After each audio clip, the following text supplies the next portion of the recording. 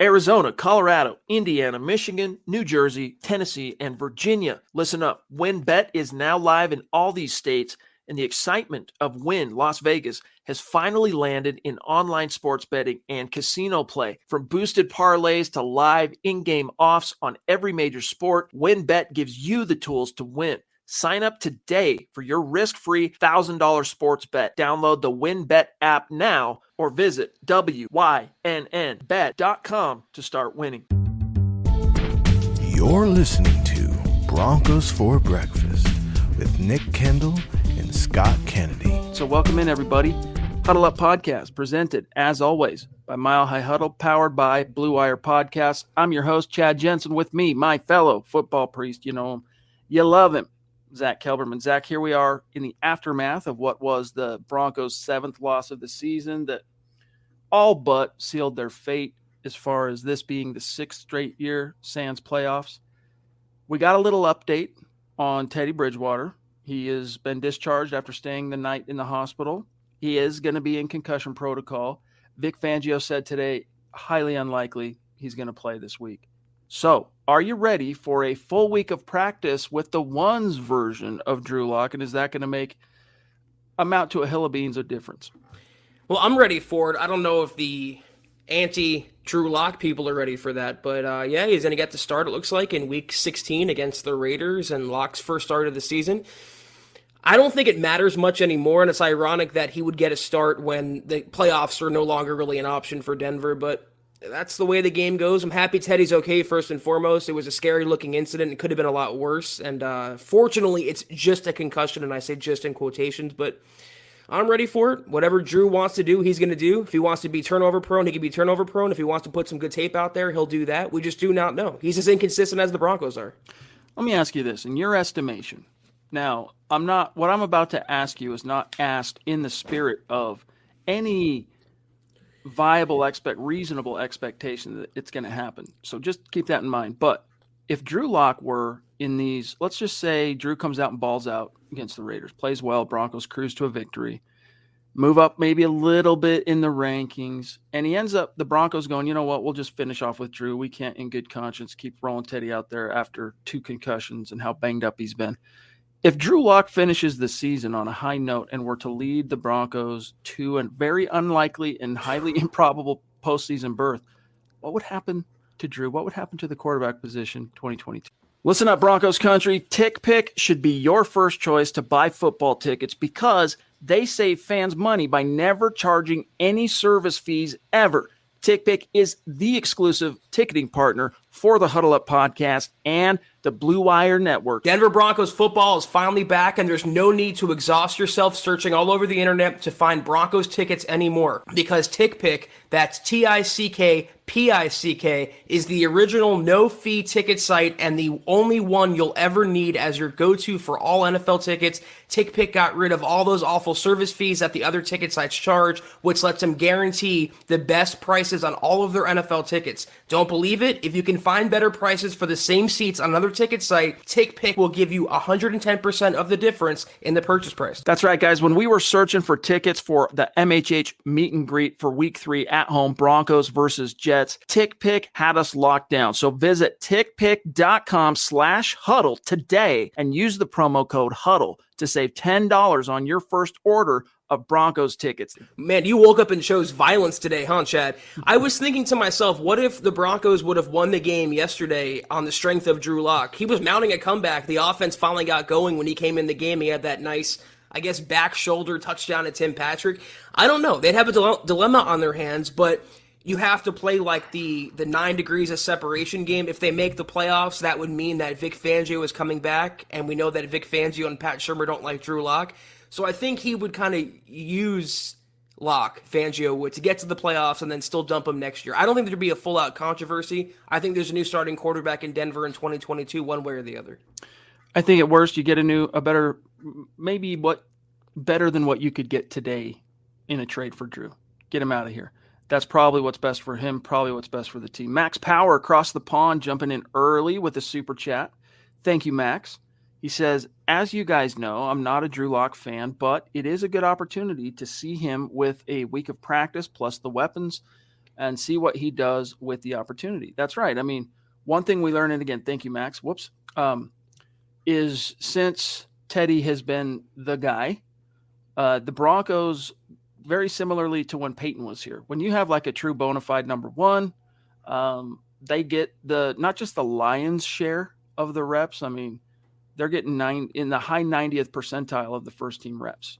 And so that's obviously not very conducive for a still developing, still kind of raw, kind of loosey-goosey Drew Lock, Zach. But this week he's going to get all the reps. So it will be interesting to see if it makes much of a difference. Vic Fangio was complimentary of Drew in that he believes that it will, and that Drew will be more accurate and that he'll have more rhythm and have more connection with his weapons, but only time will tell. It's not going to matter, though, unless you call the plays that are conducive to his arm talent, like they did on the Tim Patrick play. And it's why it was so maddening, that RPO fumble. Why even call it there if the pass game was working? If anything, play action would have done a lot of damage. But, getting a full week of reps, being the understood starter for 1 week, there's no more excuses for Drew Lock.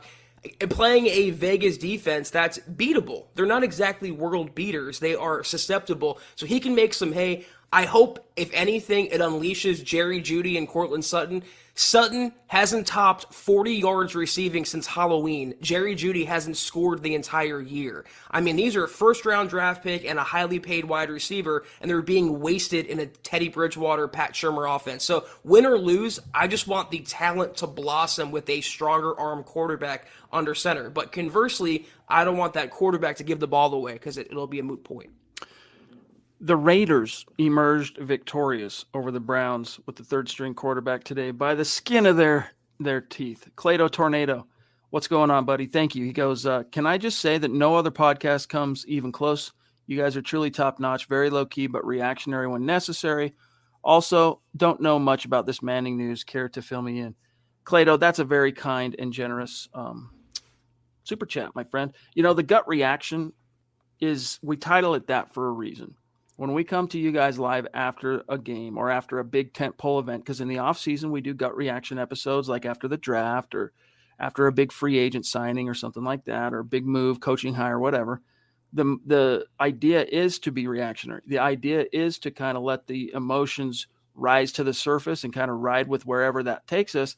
And then the next day we come back, and I think more often than not, whatever our takes were while the emotions were flying high tend to be the same takes we have during the aftermath, right? It's just maybe a little bit more toned down. But here's what the Peyton Manning news is, all right? First off, we heard earlier this year, Zach, that Peyton Manning was exploring the possibility with different ownership groups as a minority stake guy of trying to put together the scratch to buy the Broncos, which is going to amount to somewhere around $3 billion, all right? Well, Jason La Canfora of CBS Sports over the weekend kicked and stoked that bee's nest again by claiming that Peyton Manning, I'll pull up the article and I can quote what La Canfora said, but it's to a point now, Zach, where I feel like there's a little fire at the base of that smoke. Now, whether or not Peyton Manning ultimately succeeds in pulling together the right ownership group that can qualify to purchase this team, I would imagine the ostensible objective here of attaching Peyton Manning as a minority owner wouldn't just be the scratch, because it's probably a relative pittance compared to what the other people in the ownership group are going to have to bring to the table. It's that Peyton's going to be the point man, right? Peyton's going to be the face of the ownership group, kind of running things as the de facto owner. Well, I'd feel better about it if it didn't come from La Canfora, who doesn't have the best track record. Breaking NFL news. If it came from Schefter or Rappaport, Pelissero, etc., I'd feel better about it. But there is always some smoke there when it comes to Peyton. And we've been saying for a while now, if he's going to come back to the NFL in any capacity, it's not going to be as a head coach, offensive coordinator, general manager. It's going to be as an owner or bust. Why would he not? He has more money than God. Not enough to buy the Broncos outright, but enough to sustain an ownership group, like you said. So I would like it, obviously, but I don't know that it's feasible when someone like Bezos, for example, could step in and just pay cash for it in his couch cushion, or someone like Robert Smith, the Denver executive billionaire. I would love Peyton Manning to be involved, but we have to see, as you say, how it plays out in the spring. We still have some time left to go before this gets settled. Hey, Peyton Manning rolled into town and saved the Broncos from the doldrums once before. John Elway did it twice Maybe Peyton will get to do it twice as well. But here's actually what Lock and Four reported. Quote, sources said former Broncos star quarterback Peyton Manning, who is very interested in a potential ownership piece in the franchise and a possible role in serving in a management position as well, that's key, has already had discussions with several of the groups expected to be favorites to land the team, and his strong ties to Denver, where his family has lived since his playing days, and universal respect throughout the football world would be a boon to any potential ownership group aligned with him. Close quote. Zach, information aside, this dude needs an editor. Yeah, seriously. That's one sentence, dude. Yeah. Come on, Jason. CBS Sports, where's your editor? But I digress. He doesn't just want to be a potential owner or a minority stake owner, Zach. He wants a management position. Well, yeah, there's the run-on aspect too, but I was noticing how many times does he mention potential or possible in that one little graph. So it's all a bunch of conjecture as far as I'm concerned until we hear otherwise, until we hear something more concrete. I see potential, possible, potential. Yep, three Ps, right? Potential, two potentials, one possible. I mean, it's easy to say that, and you kind of cover yourself by saying, oh, it could happen, but it's not a sure thing. I'm not going out on too much of a limb. But like you said, there's been some smoke here, and generally where there's smoke, there's fire in the NFL. So we'll see. Dave, one of our great community mavens in the house. Good to see you, buddy. He says the quarterbacks both have problems. Teddy's are his physical limitations. Drew's are between the ears. My choice is Drew. Yeah, at this stage, it's swing for the fences. Really, it's swing for the fences. And if you are going to swing for the fences, Drew's the guy who gives you the best chance to do that. Zach, real quick here. I just want to read this, then we'll grab Blue Jay. On that same topic of the Broncos, Lock and Four reported, this was before the Broncos lost to the Bengals, but only just before. He reported as far as could George Peyton, the GM, make a change at coach, fire Vic Fangio early, whatever. Quote, the timing of this potential sale coming could also have an impact on football operations, as often owners are keen to begin putting their own people in place on the business side and in football operations. If the Broncos are under new ownership, then a change is still possible in March. But the team has presently constructed, will review any coaching changes necessary immediately after the season. Now, close quote.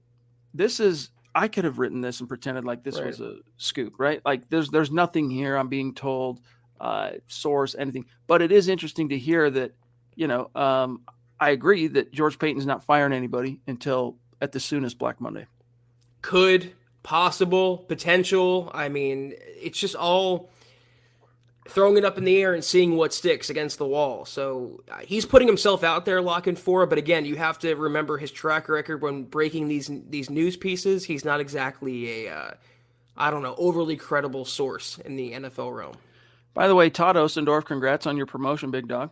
Here's Blue Jay, a newer name that I don't recognize in the super chat. So welcome and thank you. Connect with us on Twitter, Blue Jay. He says, been watching the live stream recordings and reading MHH articles for 2 years. About time I show some support. Keep up the good work. Heck yeah, big dog. Appreciate that, Blue Jay. Thank you. That means a lot to us. Hope you know that. Appreciate you. Steve Lazewski in the house with some stars. You the man, brother. Appreciate that. On that topic, you know what I just realized, Zach? We can grab another comment or chat here. And while we do, we haven't done an update on where the stars contest is for a couple of days. Doug Raquel says, come back, Peyton. Yeah. People are wondering, what is the title of, where's Peyton involved in this? It's nothing to do with Peyton Drew. It's nothing to do with Peyton being a coach. It has to do with Peyton potentially two potentiallys and a possibly being involved in an ownership buy. I'm looking here, and bear with me 1 second. Come on, internet. There we go. Here's where we stand. Let me blow this up so y'all can see it. Okay. Where are we, Zach? We're at 12:20, so we've got 11 days to go, basically. And on our Facebook goal, of course, we're trying to reach 250,000 stars in the month of December. When we do, we're going to raffle off a Broncos jersey of the winner's choosing, and the only people in the running for that raffle are the people who contributed to the goal. Right now, we're 50% complete, all right? But we've surpassed more than 50% of the month. So we are still a little bit behind the 8 ball, But here's who's in the running for having the most tickets in that hat for the raffle. Travis Weber at the top, Miguel, Shane, Lawrence, Doug, Andrew Baker, Michael Ronquillo, Stone, Peter, and Yvonne in the top 10. So, guys, we're at 50%. We want to raffle off that jersey, but we're a little lopsided right now. We got a little bit of ground to make up. Mike Reno says, Judy is nothing but a decoy under Pat Shurmur. So very sad. Let's fake the jet sweep to Judy over and over, but never let him run it. Yeah, he was shut out yesterday, targeted 4 times, Zach. And then did you see the Twitter spat between Judy and Eli Apple today? Well, Eli won that one. He had a better game than Judy had a better game. So, you got to talk your crap when you can talk it. But it's a shame that they don't even hand the ball off to Jerry Jeudy. Again, you mentioned the fake sweep there, jet sweep, Mike, and you're absolutely right. He's a decoy, nothing more. A first-round, high upside, all the talent in the world decoy in this offense. An offense that wastes, by the way, Cortland Sutton, Tim Patrick, Noah Fant, et cetera, et cetera. I don't buy the rumors that he's trade bait or a potential throw into an Aaron Rodgers or Russell Wilson trade, for example. Just get him the ball. Get him the freaking ball. Let him make some plays. He should never have a game where he's 0 for 0 on 4 targets. No catches, no yards, completely shut out of the offense. That is unacceptable. You have to find a way. I don't care about the quarterback. I don't care about the game situation. Find a way to get the ball in the man's hands. The tweets are gone now. I'm not seeing them, for what it's worth. Make sure I'm not missing something here because I saw it earlier. Man, I should have screen grabbed those. I'm sure someone did. I'll give you guys the cliff notes here in a second. The original Dizzy D. That's another newer name. So welcome. Thank you. Appreciate you. Connect on Twitter. I like how Locke tries to stop defenders after a turnover. This is what we've been reduced to. Our quarterback, when they turn the ball over, he tries to stop the guy with the ball. But yeah, he tried. Whatever. Drew put on some pounds for what it's worth. Drew got a little thicker in this past offseason. I don't know how much good it did him, but he did. I'm so over just talking about bad, mediocre quarterback play. At this point, Teddy, Drew, it doesn't really matter. I just, like you said, if we're talking about the fact that one quarterback, when he turns it over, runs down the field and tries to get the ball back, I mean, that's a sorry state of affairs. Swagnash in the house. Good to see you, my friend. Says, man, I'm pulling for Locke so hard. I wish he'd get out of his own head and just play football. Dude has sick arm talent. Really Brett Favre like, go Broncos. Yeah, he does have sick arm talent. And that's one of the things that makes you, it's just such a, I guess it's not a tragedy, but I'll call it a football tragedy, is the dude is legit in terms of the talent. But dude, what do you got between the ears? Like even Brett Favre, kind of the stereotypical redneck type guy when you hear him just talk, especially dating back to his playing days. Like he kind of played into that, kind of lived up to it. But when the chips were down, the bullets were flying, Zach, that dude was as smart and savvy as any guy on the field. And Drew Lock up to this point, hasn't proved that he has that same kind of presence of mind, poise, savvy. Although, again, as I mentioned last night, I do think there is a difference between poise and presence of mind.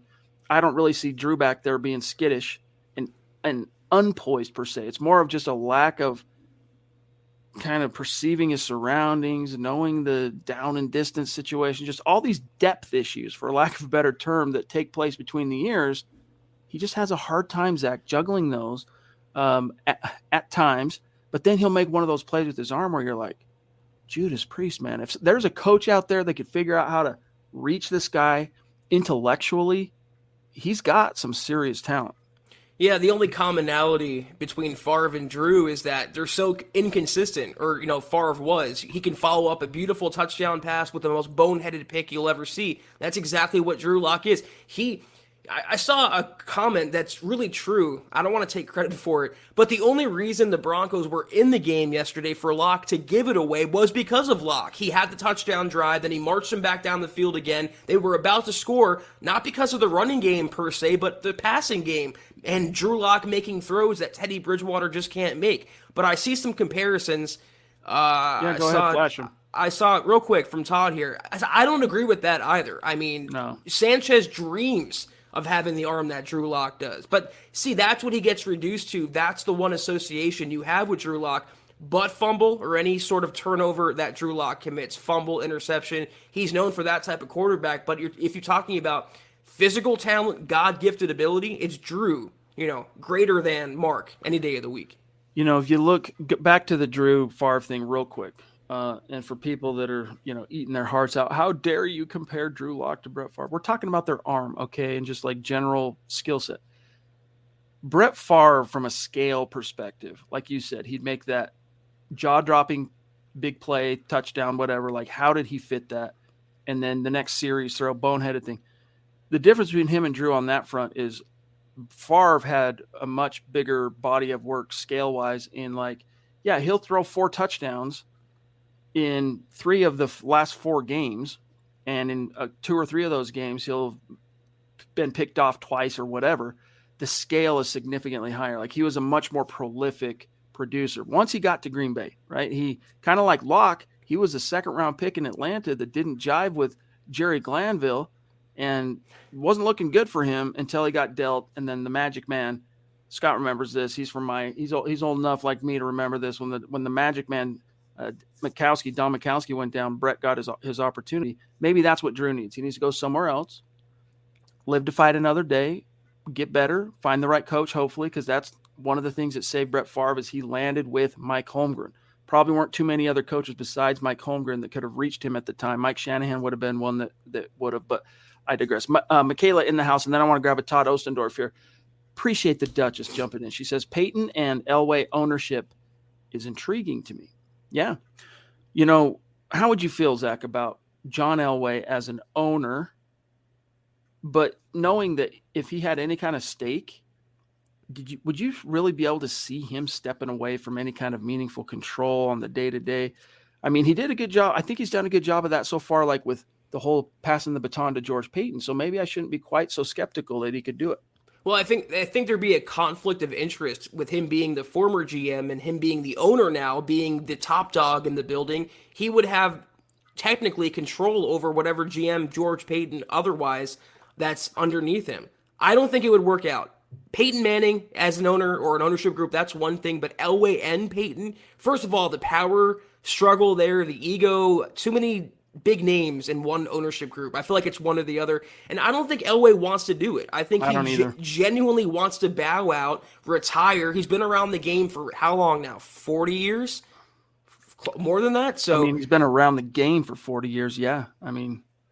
As a player, executive. Mm-hmm. So I think he wants his time off, and honestly, he's deserving of that. I think, it's like when we read that book, Elway, A Relentless Life by Jason Cole for Broncos Book Club.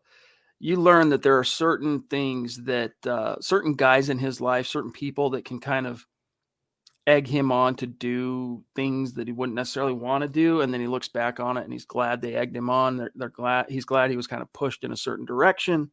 And yeah, Tim, we'll see if Drew can beat the Faders, but maybe that's the case. Back to what Todd's asking about Elway here. I just don't see it, bro. I don't think Elway, he said here, he's on the way out soon. I think the guy just wants to step off on a good note. He might have retired this year if we'd made the playoffs. He's retiring no matter what, dude. Like, his contract is up.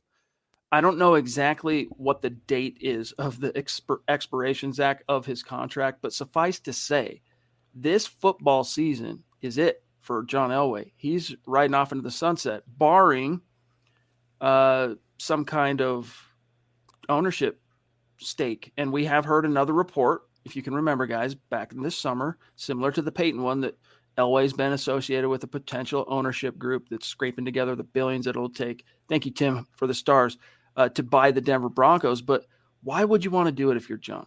I mean, think about this.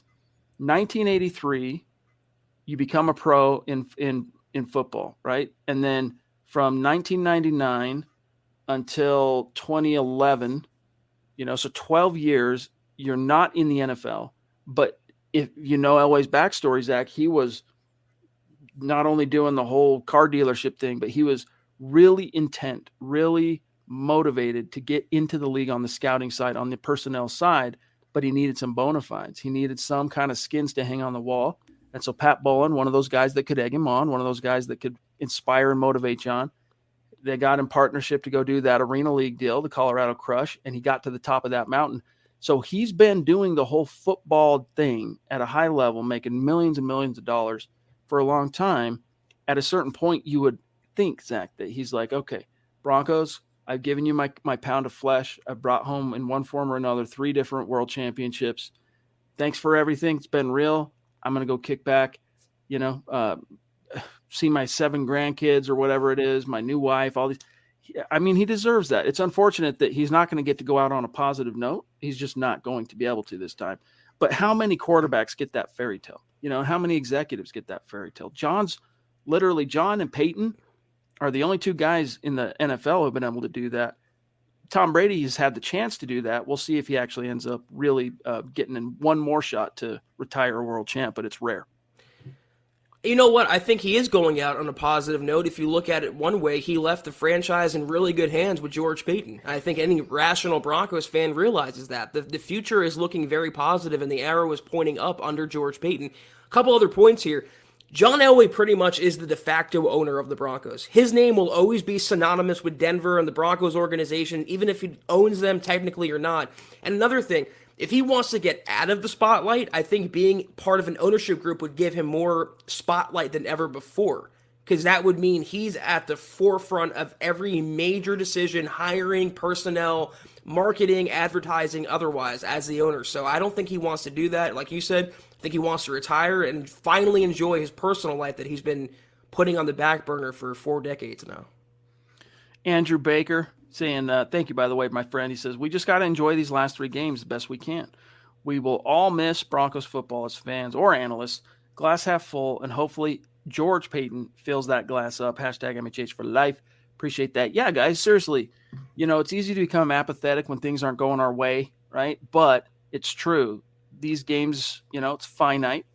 They're going to be gone before you know it. So enjoy them while you can. Enjoy the fact that on a Sunday you can look forward to turning on your Broncos and for 3.5 hours kick back and kind of escape through football and then come back and talk about it with us and all that. Enjoy it while it's here. And it might not be the best form, Zach, the best product that you want to be able to watch, but I concur with that. Well, my blood pressure is going to be a lot lower in the offseason, but I as a football fan, I miss it because Sundays from February until September are brutal. They're the worst days of the week. So, yeah, enjoy the last 3 games. Hopefully the Broncos can do some good things. But know that, like I said, under George Payton, with the talent he's already collected and the prospect of him picking his next head coach, the prospect of Payton picking the next quarterback or having a say in that, that's exciting. The Broncos are on the upswing. The arrow is pointing upward. Give it 1 more year, and I think the process will be much different. All right, here we have Lando, don't call me Calrissian Lee in the house. Good to see you, my friend. Appreciate the stars. Josh N jumping in. Good to see you as well, Josh. He says, Locke is not it, but you could see how all the receivers were way more into it with him, as were the fans, all because of some arm strength and effort. Yeah, it's not just the arm strength thing. It's that propensity. It's that natural disposition, Zach, to push the envelope, which Teddy just doesn't have, man. He has to kind of be really strong-armed into it. And I don't say that to throw any shade on Ted. All right, for real. Just look at the statistic. What is it, Zach? No, Vic has the 1 win when trailing after halftime all time. Teddy has 0. There's a statistical distinction there, and there's a reason why. And it's because that's just not his bag, man. He wants to manage. He wants to keep things buttoned up. But if everything isn't going perfect for Teddy, things tend to go off the rails. Drew gives you a chance, but at the same time, and he'll get the receivers more involved and all that stuff, but at the same time, you just never know when he's just going to cough the ball up and give it to someone on the other team. Teddy really wasn't playing well before the injury yesterday. He was inaccurate. He was erratic. He was holding the ball too long. I think you were onto something when you said that he hasn't been the same since the concussion, and just not the same quarterback. Even more skittish than he was, more apprehensive than he was. And Drew Lock doesn't have that. As a gunslinger, he wants to go out there and play backyard football. And when it works, it's beautiful. When it doesn't, it's pretty ugly. But what do they say about the backup quarterback in the NFL? Their most popular guy in town. That even applies to Drew Lock, even in Denver. Yes, indeed. I'll say this, though, for Teddy last night. He did have 1 dime before he got hurt, and it was that ball that Eli Apple broke up in the end zone. It was literally like the only vertical throw I can even remember Teddy making in like 3 weeks. down the right sideline, right into Cortland's breadbasket, and Eli Apple popped the ball out, just penultimate perfect timing. You could criticize Sutton a little bit on that, like he didn't fight back to the ball at all, but still, that was a dime for Teddy, so I'll give him his props on that. Sam Bam, otherwise, it was atrocious for the vast majority of the time he was quarterbacking. Sam Bam in the house with a very generous super. Thank you, buddy. Yesterday was the final straw for Fangio, Shermer, and Teddy, no doubt. 21 days till Black Monday. Yeah, I mean, they're still mathematically alive, and the optimist in me really does recoil at the notion of completely saying, oh, they're done. That was it. They're not going to make it. As long as you got a chance, you got a chance. But we just know this team's pattern now. They'll probably win this week because that's what they do. They win, then they lose. Then they win, then they lose. But 2 more wins. Let's see. No. Yeah, even 2. So the pattern would be 2 more wins, 1 more loss with the 3 games left to go. That still put them at 9-8 if that's how it were to shake out, Zach. But I still don't think that'd be enough with a uber competitive AFC to get their foot in the door. Well, here's the problem. That is the pattern, but they win against bad teams. And Vegas isn't a bad team. They beat the Broncos already. They're not a great team. They're not Kansas City or another title contender, but they're not the Lions either. So the Broncos, and this game's at Vegas too. It's not going to be an easy one by any means. And you know the Raiders are going to want to spoil the Broncos season even more and go for the sweep this year. That means a lot in the AFC West and for divisional opponents. So they're going to have to come correct in this game, and I don't know that they can or will. Now, especially with Drew Lock under center. Because regardless, with Pat Shurmur and Vic Fangio versus Drew Lock in a sense, I don't see it materializing. Dude, Scott just reminded me, Favre was traded for a first-round pick. A second-round pick who had not seen the field. Dude, who was GM in that squad? Because they deserve whatever version of like the Oscars that might exist for professional football. Man, Mike Reno, in my opinion, Locke just has a problem to compartmentalize the situation. If that is possible to be fixed, he'll be a really good quarterback. Yeah. It's between the ears stuff. And that's one of the reasons why I still believe it was a mistake not to just roll with him this year as your incumbent because of all the development you put into him. You needed more time. He needed more reps. He needed more on-the-job training, so to speak. And I think this team, as constructed, Zach, and with the number of injuries we've seen unfold as the season got into itself, you'll probably be about the same as where you are now, whether it was Drew or Teddy. And with Drew, you'd have kind of, I think, gone through more of the refiner's fire to know 100% for sure without any doubts, reservations, or questions whether or not he's got a chance to be your future guy. And they believe that now, I think. I do believe the Broncos are like, yeah, he's not our future guy, but they don't know that. That would have allowed them to know that. It's just giving me some bad flashbacks because we were saying these same things and getting the same questions and comments about Paxton Lynch. If he can only compartmentalize and fix it between the ears, he'd be a good quarterback. But unfortunately, fixing it between the ears is a lot harder than fixing it with your arm or coaxing more arm strength or accuracy. You can mask those things. You can't mask ineptitude or mental ineptitude playing the position. It's tough. There's something to be said too, Zach, and I kind of cringe comparing Drew Lock to Paxton Lynch because Paxton Lynch literally delivered 0 to the Denver Broncos as a first-round pick, and Drew has done some things. He's been wildly inconsistent, but he has done some cool stuff for this team, and he's got multiple games with 3+ touchdowns. Like Paxton Lynch can only dream of that kind of thing. But I digress. Miguel here says, I like Drew a lot, but until he quits getting fading backwards in the pocket, throwing the ball, he won't get another shot. Yeah, it's a maddening thing that you would expect up to this point, Zach, would be coached out of him. But I'm trying to think back. Last night's a hard game to kind of go off of in terms of judging him on that because there was just incessant edge pressure. Both Bobby Massey and Garrett Bowles, man, they were turnstiles. And Reisner. He was whipped badly. I mean, that's what I was going to say. Even when Locke is not fading back, when he's actually staying in the pocket, pressure's getting after him. That's been a problem last couple years now. And when Locke comes in the game, it seems to be magnified for whatever reason. Michael in the house down in Tucson saying, good evening, Chad and Zach and Mile High Huddle. Appreciate you, bro. Also, big shout out here to Big Ern, as I like to call him. He says that Locke is the wrong quarterback. Neither is Teddy. Wait, neither is holds water, but go Broncos. Bridgewater. Oh, is that a bridge? I can't even tell, dude. Is that what that is? Neither is Bridgewater, but you're right. Yeah. Thank you for syntax translator. You're my C-3PO, bro. Well, my vision's not the best, so I had to double check. But Big Earn, you the man. Okay, let's see here. David Wilder saying he's ready to put this game behind us. Glad Teddy's okay. Yeah, we are too, for sure. That was scary, man. The biggest thing I can remember, when I was a kid, I knew the crap had hit the fan because I could read the look on the faces of the adults. Like if something bad was happening, what would scare me more is how I could see it, color the faces of the adults around me.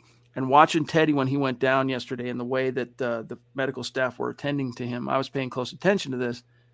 The look on their faces was very concerning. I was worried it was going to be more than it was. So thank God that it wasn't. Wow. We have a legit massive super chat from a new name. I don't recognize this name, Zach, on super chat. He is the Canadian Mark Langley. Yes, indeed. Christopher Gaspari. Welcome to the Manger Homes. Thank you very much. So generous of you, my friend. That helps keep the lights on here.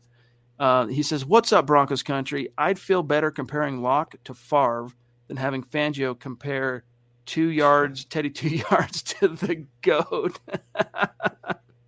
Hashtag state of being. That's right, baby. Broncos country, not a geographic location. It's a state of being, baby. SOB could have been in reference to Fangio as well. It could have been a little acronym for him, but it's very true. And 2 GOATs, not just Tom Brady, but also Peyton Manning. Yeah. That's who Teddy Bridgewater was compared to. It just shows you the bias and the affinity that Vic Fangio has for Teddy. I'll never understand it.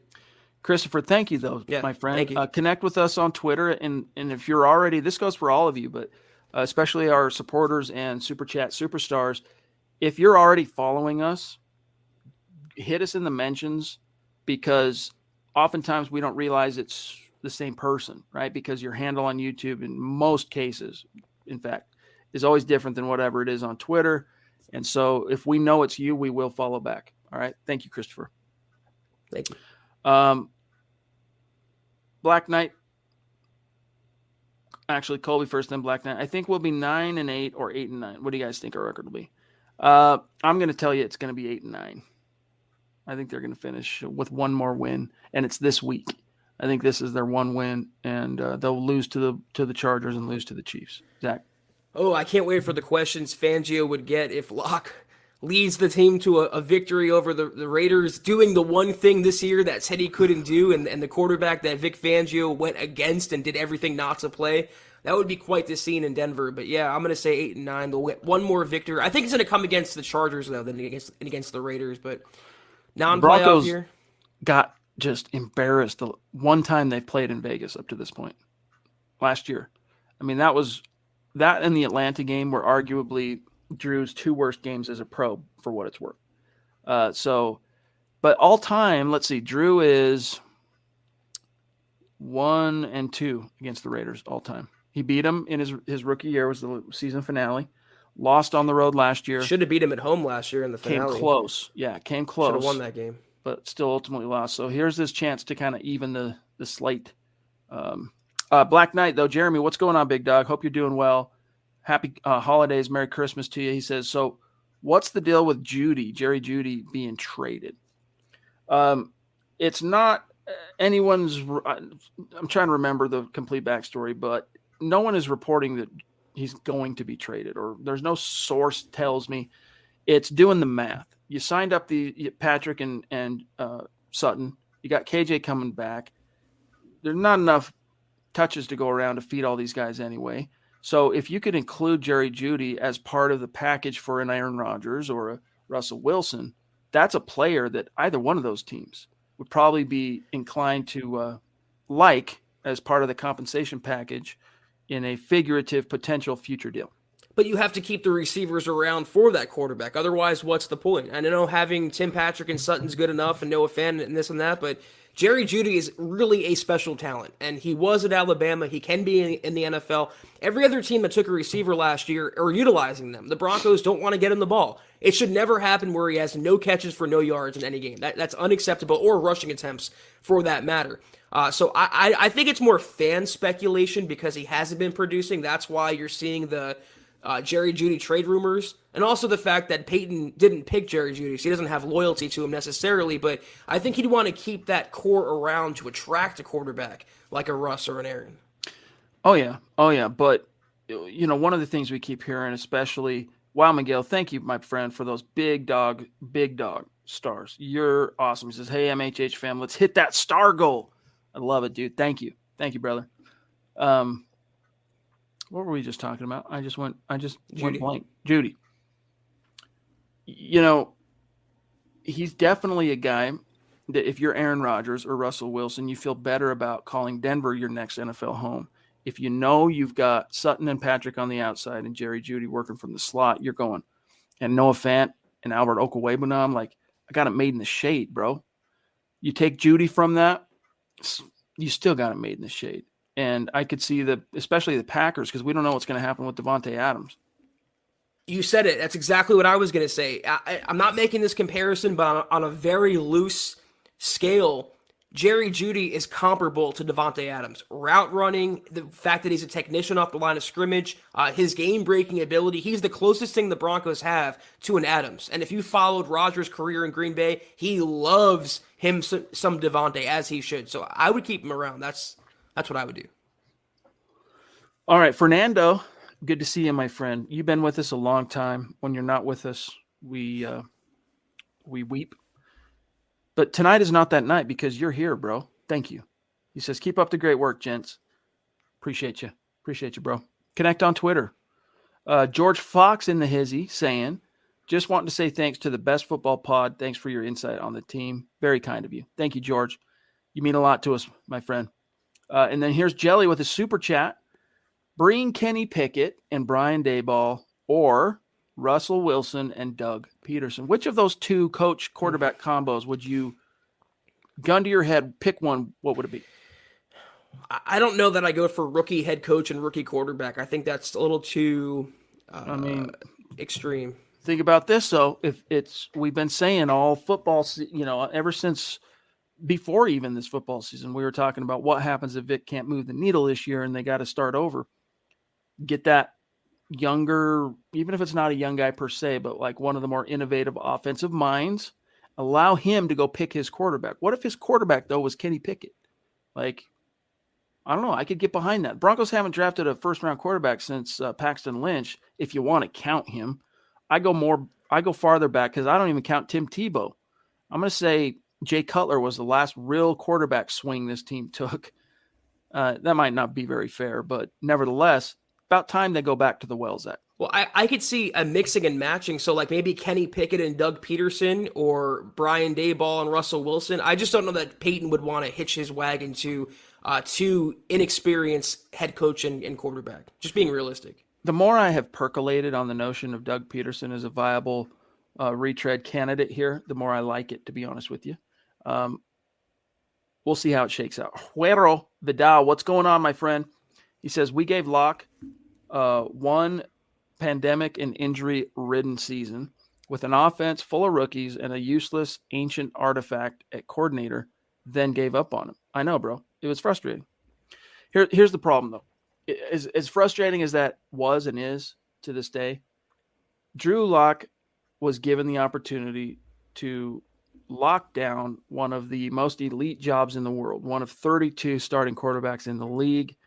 And in year two, even though those conditions were not favorable in many ways, from the Injuries Act to the no practice to the new system he had to learn and the not great coordinator, all that stuff, all right, you got to go out there and leave no doubt. And Drew was unable to do that. And I get all the factors, where what you're saying about not getting the help, to do that.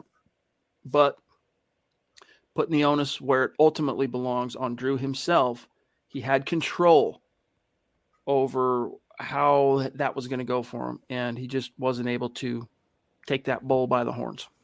It happens, and that's why sometimes a player, especially a quarterback, need to change the scenery, literally and figuratively. Just a new environment, new coaching staff, new system, and hopefully he'll make do at the next go around.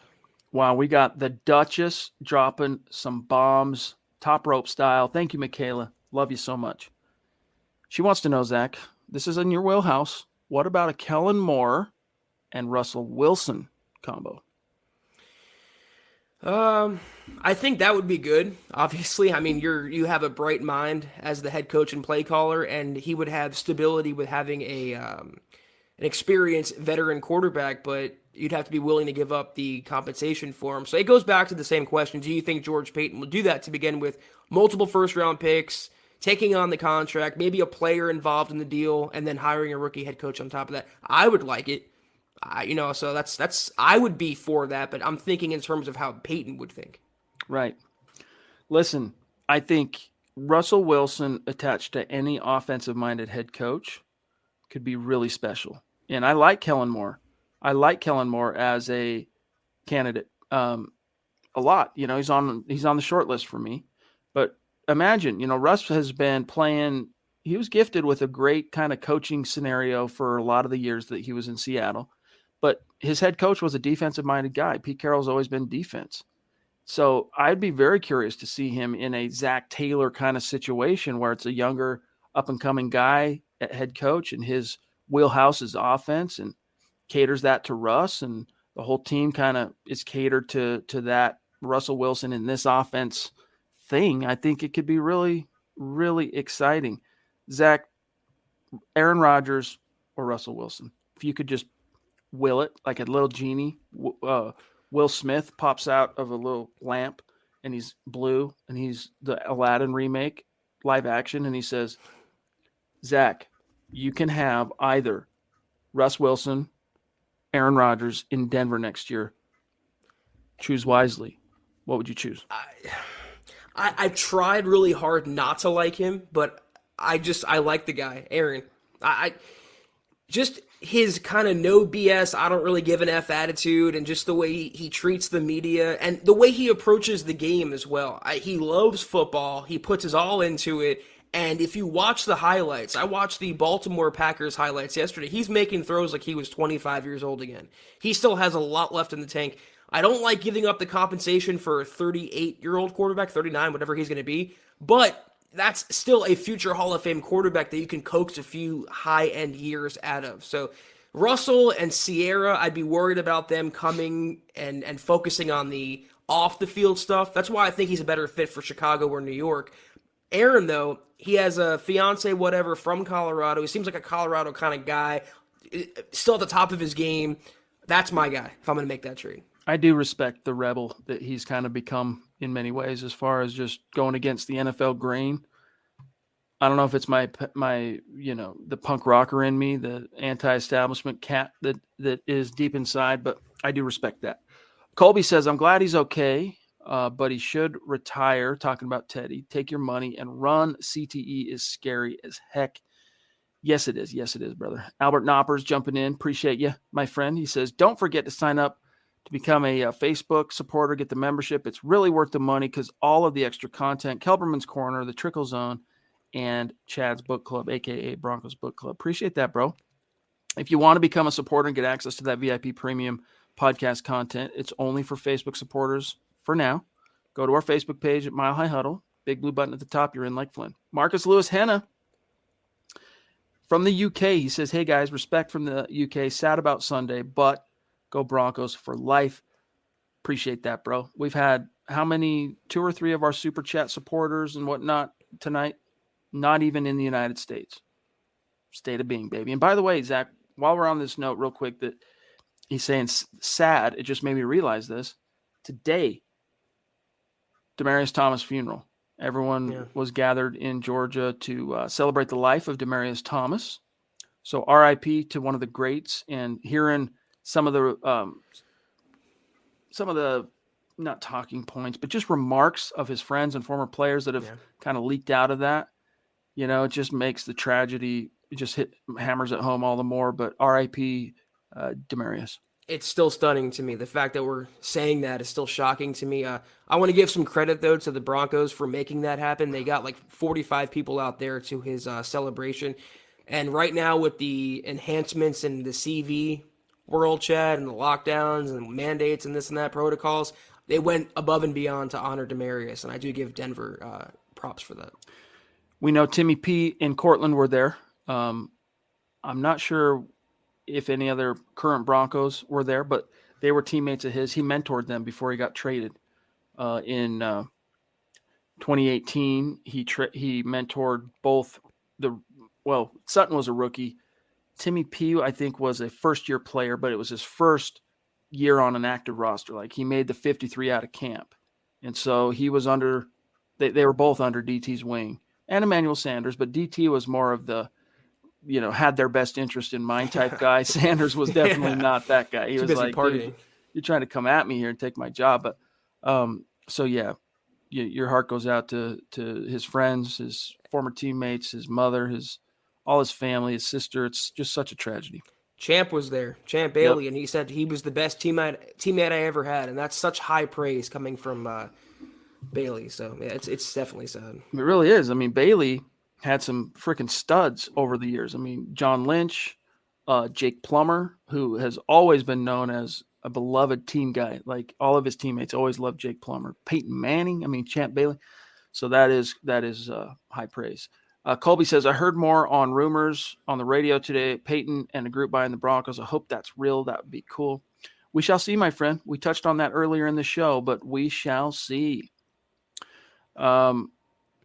Okay, we are at 50 minutes here, Zach, so we got to start winding her down. Let me skip to the bottom here, make sure we don't leave anyone out in the cold. Brandon S., another newer name. What's going on, big dog? He says, Denver hasn't taken a quarterback in the top 10 of the draft since Elway. Well, they didn't draft Elway, and it wasn't 79, my friend. That was 83.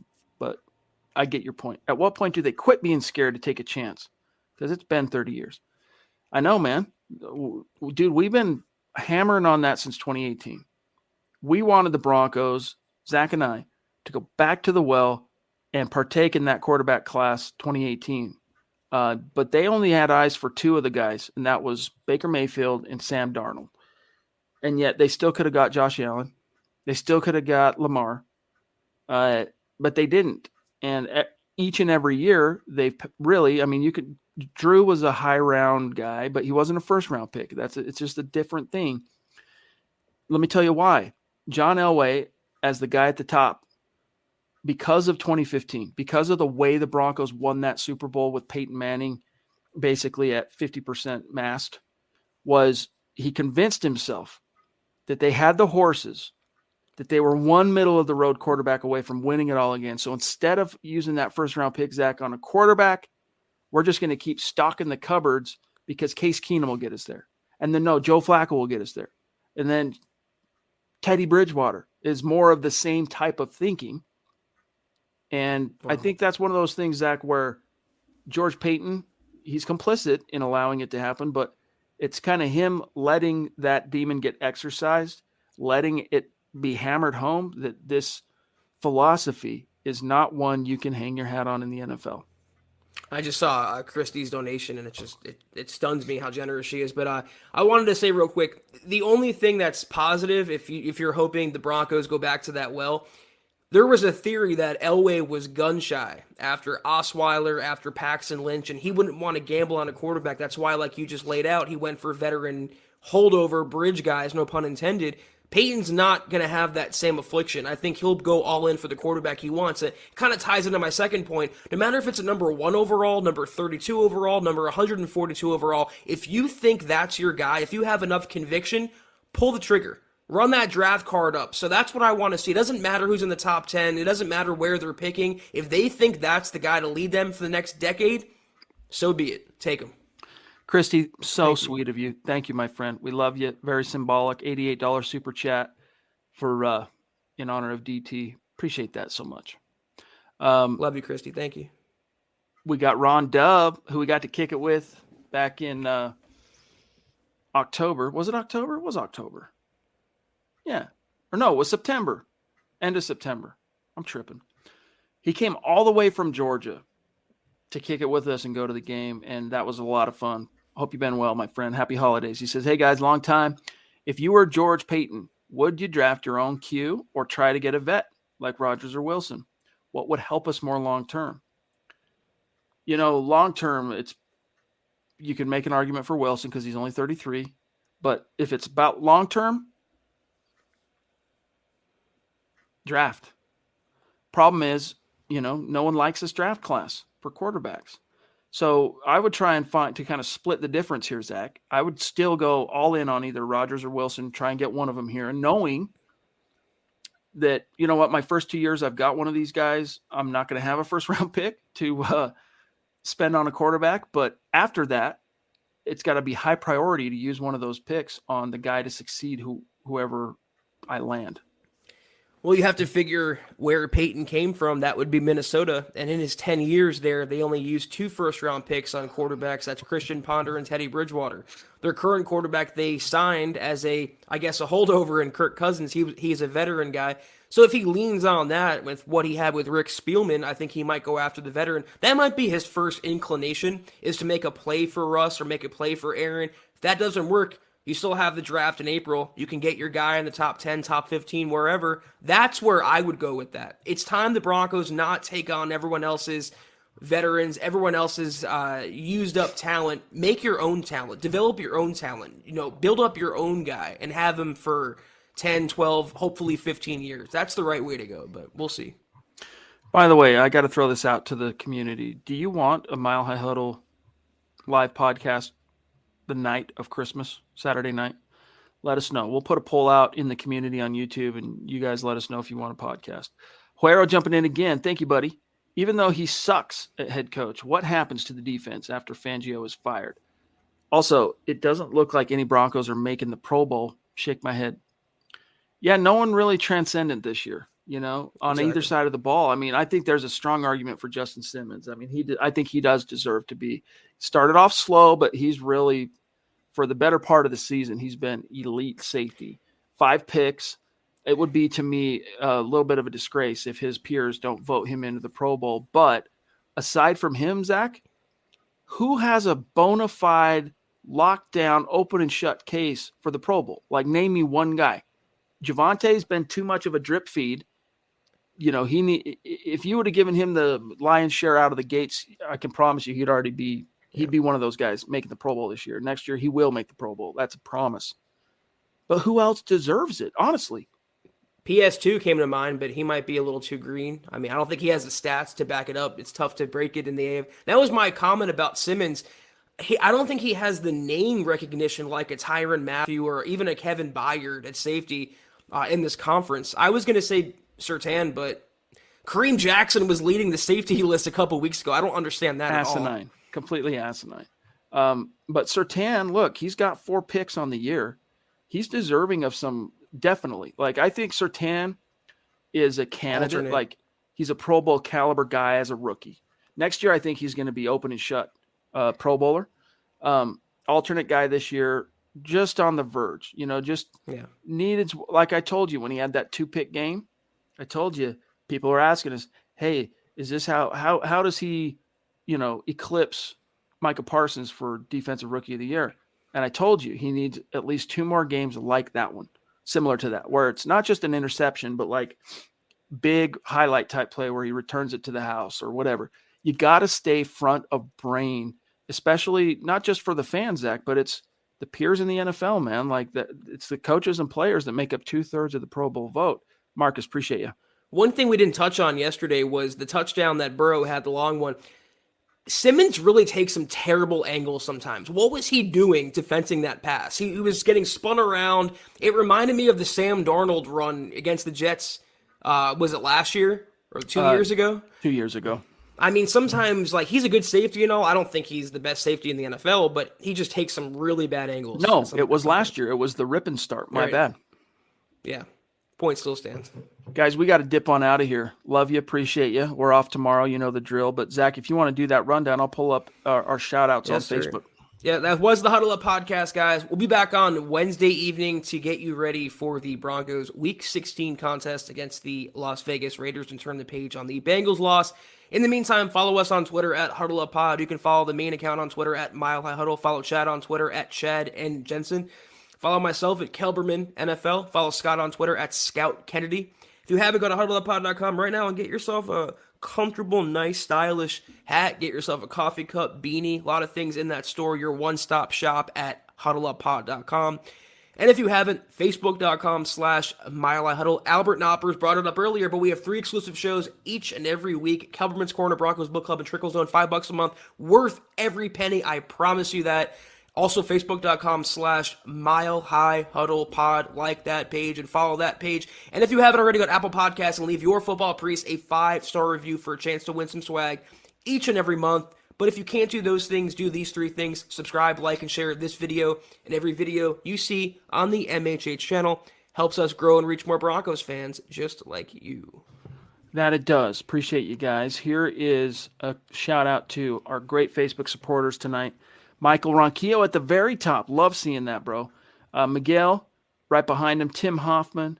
Some mad love there. Doug Raquel, Colby C. Collier, Andrew Baker, Marcus Lewis Henna, George Fox, Lando, Don't Call Me Calrissian Lee, Mike Reno, Steve Lazuski, and Dave Glassman. Much love and respect to each and every one of you. Mile high salute to all of our Super Chat superstars. You guys who support these shows nightly, you're the reason we're able to keep doing this, keep the lights on, and even contemplate doing a podcast on Christmas. So love you guys. Appreciate you. Take care, and as always, guys, go Broncos. Head on over to milehighhuddle.com for all things Broncos. Good morning, Broncos country.